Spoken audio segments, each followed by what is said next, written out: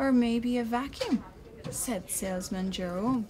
Oh, cats or doggy. Nearly any time makes a good story time, and the public library holds a wealth of children's books to choose from. But before a picture book can make it to the shelves and into the hands of these young readers, it needs to be written, it needs to be illustrated, and it needs to be published. And any time that can all happen in the same community, well, that's a bit of story magic in itself. There had been silence for so long that he was startled when he heard them. He listened carefully. It sounded like 3 different voices, but he couldn't be sure, not without looking. Gordon, a story about a gecko by Nanaimo author Josephine Gee, is being illustrated by local artist Angela Jurgensen and about to be released by her company, Brighter Books Publishing House. Gordon started when I was living in the Caymans because we had a gecko living there with us, and geckos are all over. It's commonplace for local people there in their environment.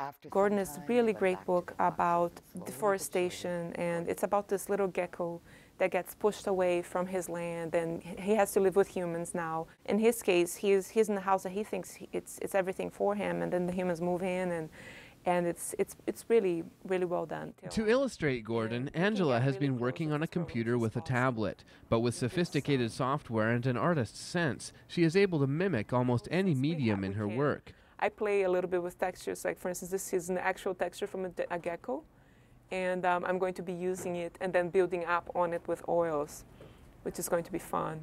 Picture books for children, it's the beginning of teaching them how to use their imagination and to learn that everything is possible. By showing them the visual with the letters, you're helping them make those images. And the more books the kid reads, I believe that you're building this library of images, of dream images, of crazy images in their minds, so that when they're older and they read something that is a fiction book, some fantasy that doesn't quite have the same level of illustrations, they have a pool from where to pull from, their dreams and ideas.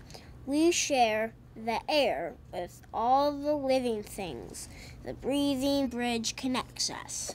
This book about yoga, The Breathing Bridge, is the first picture book from Brighter Books, and Josephine and Angela hope that their connection with Gordon will also leave young readers with strengthened values. Not everything in your environment, not every creature is necessarily harmful just because you don't know about it, and that habitat destruction does affect our ecosystem, right down to little things like geckos. So I want to put books out there, have a positive message, and it really touched me.